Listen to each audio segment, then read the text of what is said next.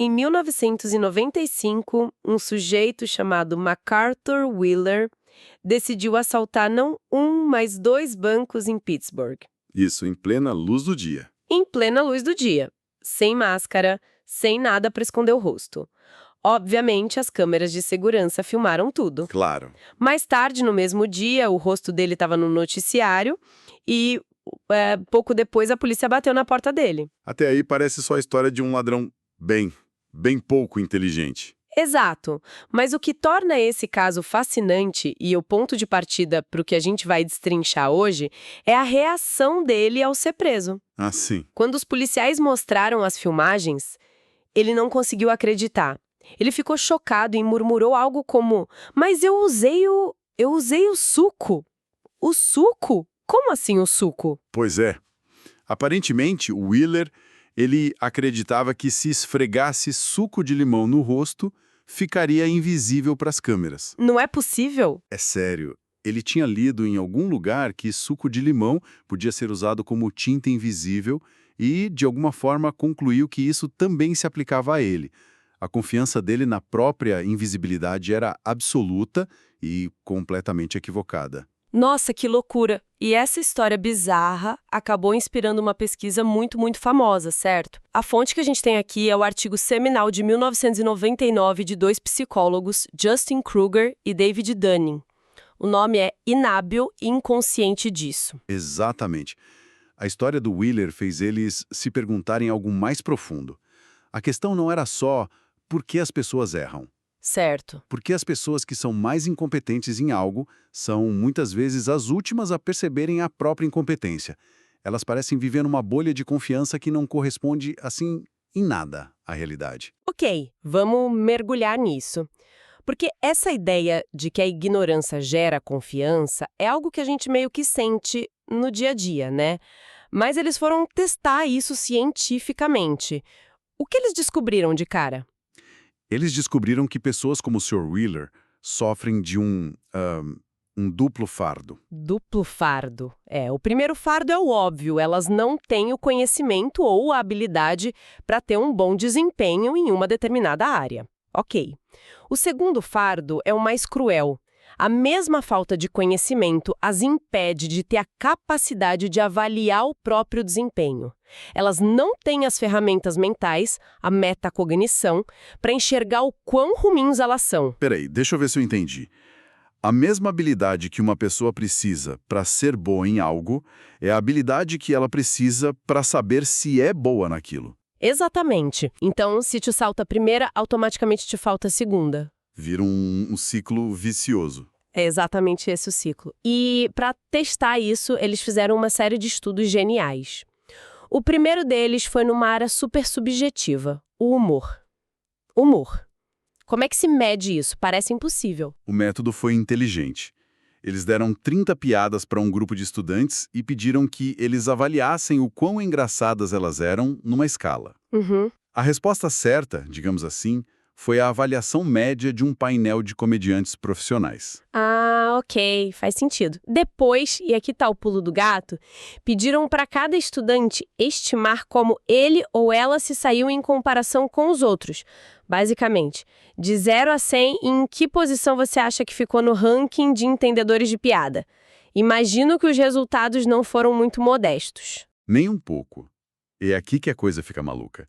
Vamos pegar o grupo com o pior desempenho, o que eles chamam de quartil inferior. Certo. O desempenho real deles, comparado com os comediantes, colocava eles, em média, no percentil 12. Ou seja, bem lá embaixo na classificação. Bem baixo. Mas, na autoavaliação, eles achavam que estavam no percentil 58. 58. Eles não só erraram grosseiramente, como se consideraram acima da média. É como um jogador de futebol de fim de semana que acha, sinceramente, que tem nível para jogar na seleção. Exato. A percepção dele estava completamente descolada da realidade. Mas o que é fascinante aqui é o outro lado da moeda. O outro lado. Sim, e os melhores alunos. Aqueles que realmente entendiam de humor, que ficaram no quartil superior. Ah, esses devem ter cravado a autoavaliação, né? Tipo, eu sou ótimo e sei disso. Na verdade, não, eles subestimaram a própria habilidade.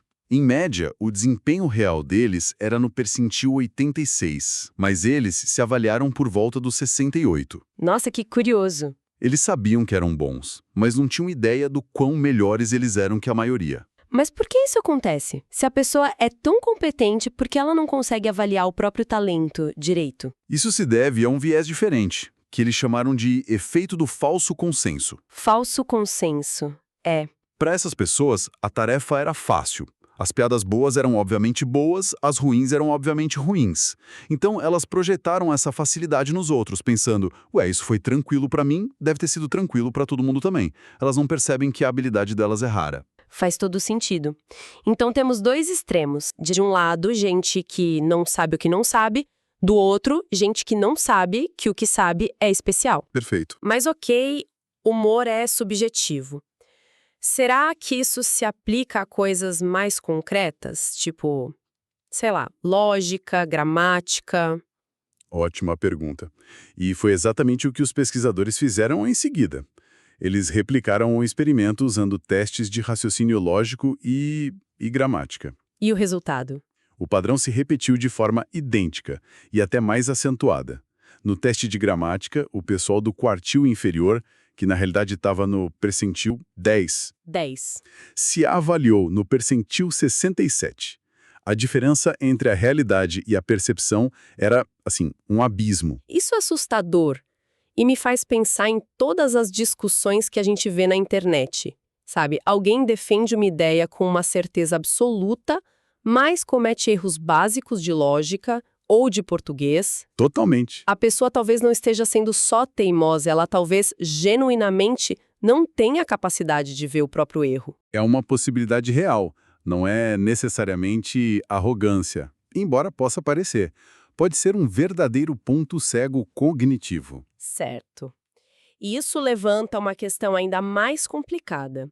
Se essas pessoas não conseguem ver a própria incompetência, elas conseguem ao menos reconhecer a competência nos outros? Nossa, essa é a pergunta de $1 milhão. Porque se você não consegue nem identificar quem sabe mais que você, como você vai aprender alguma coisa? Como vai escolher em quem confiar? Exatamente. O estudo 3 investigou isso.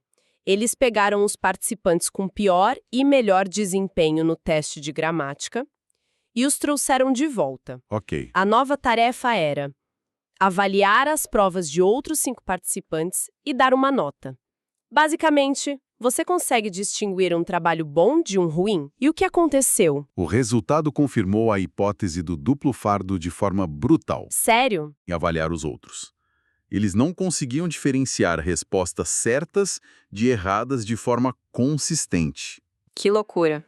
Já os participantes de alto desempenho foram juízes excelentes, avaliando os outros com uma precisão impressionante. Então a régua deles está quebrada não só para medir a si mesmos, mas para medir os outros também. Mas o que eu achei mais impressionante foi o que aconteceu depois disso. Eles mostraram as respostas certas, não foi? Isso.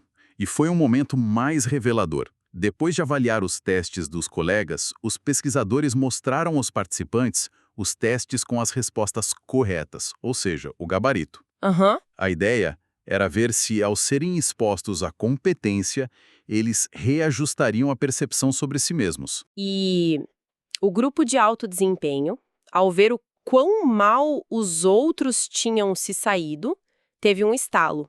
Eles perceberam: nossa, eu sou realmente boa nisso. Essa habilidade não é tão comum quanto eu pensava. Ah, claro. E eles ajustaram sua autoavaliação para cima, ficando muito mais próximos da realidade. A exposição à performance dos outros calibrou a percepção deles. Ok, faz sentido. E o grupo de baixo desempenho? Ao ver as respostas certas, eles devem ter pensado, caramba, eu errei tudo, preciso rever minha opinião sobre mim mesma. Nada. Nenhuma mudança significativa. Como assim nada? Mesmo com a prova da própria incompetência na frente deles, olhando para o gabarito, eles não conseguiram usar essa informação para reavaliar a própria performance de forma precisa. Eles continuaram achando que tinham se saído bem, e isso é deprimente. Parece um beco sem saída. Se a pessoa não melhora nem quando você mostra a resposta certa para ela, o que fazer? Existe uma cura para esse efeito? Existe. E essa é a parte mais esperançosa e, ao mesmo tempo, paradoxal do estudo. Isso nos leva ao quarto e último experimento, que focou no raciocínio lógico. Ok. Eles aplicaram o teste e, de novo, o quartil inferior superestimou massivamente o próprio desempenho. Em média, eles acertaram pouquíssimas questões, mas achavam que tinham ido super bem. O padrão de sempre. Exato. Mas aí veio a virada. Os pesquisadores pegaram metade desse grupo de baixo desempenho e deram a eles um mini treinamento, um pacotinho com os princípios básicos de raciocínio lógico que eram necessários para o teste. Certo. Depois do treinamento, eles não refizeram o teste, mas pediram que eles reavaliassem a prova original que tinham feito antes. Ah, que sacada genial. E o que o treinamento fez? Fez toda a diferença. O treinamento não só melhorou um pouco a habilidade deles em lógica, Certo. mas o mais importante, deu a eles as ferramentas para, pela primeira vez, olharem para trás, para a própria prova, e reconhecerem o quão mal tinham se saído. Não acredito. A autoavaliação deles, que antes era super inflada, caiu drasticamente e se tornou muito mais realista e precisa. Então a chave é essa. O conhecimento não serve só para te dar a resposta certa. Ele te dá a régua para medir o tamanho do seu erro. Exatamente. A única maneira de fazer alguém perceber a própria incompetência é, paradoxalmente, tornando-a mais competente. É o paradoxo central de Dunning-Kruger. Você precisa de um mínimo de conhecimento para ter, o andame da autoconsciência. Sem ele, você está flutuando num vácuo, sem referência. Então, resumindo a jornada até aqui, a gente sai de um ladrão com um suco de limão no rosto para uma visão bem profunda sobre autoconsciência. A confiança, no fim das contas, pode ser uma péssima guia. Exatamente. E são duas forças principais em ação. Para os menos habilidosos, temos o duplo fardo. Eles se saem mal e a falta de habilidade os impede de perceber isso. Para os muito habilidosos, temos o efeito do falso consenso, a suposição equivocada de que suas habilidades são comuns. Certo. Os próprios autores fazem uma analogia poderosa, comparando a condição dos incompetentes a uma condição neurológica real chamada anosognosia. Anosognosia? Isso. É quando um paciente que sofreu um derrame e está paralisado é incapaz de perceber a própria paralisia. O cérebro simplesmente não processa a informação. Nossa, e por que isso é tão importante para nós, no dia a dia? Eu consigo pensar em 1000 situações. No trabalho, por exemplo, na hora de dar feedback. Sim, com certeza. Você pode dar o feedback mais construtivo do mundo, mas se a pessoa não tem o repertório para entender o que você está dizendo, a crítica simplesmente não entra. Perfeito. Ajuda a explicar por que algumas pessoas parecem imunes à crítica. Não é só teimosia. O feedback pode ser transmitido numa frequência que o receptor simplesmente não consegue sintonizar. Exato. É claro que os autores apontam os limites. Esse efeito é mais forte em domínios abstratos, baseados em conhecimento. É mais difícil acontecer com habilidades físicas, onde o feedback da realidade é imediato e brutal. Claro, ninguém acha que sabe jogar basquete como um profissional, entra em quadra contra ele e continua achando isso depois de 5 minutos. A realidade se impõe de forma muito clara. Sem dúvida. Mas em áreas como estratégia de negócios, gosto artístico ou mesmo competência política, os sinais de sucesso e fracasso são bem mais ambíguos. É aí que o efeito floresce. Exatamente.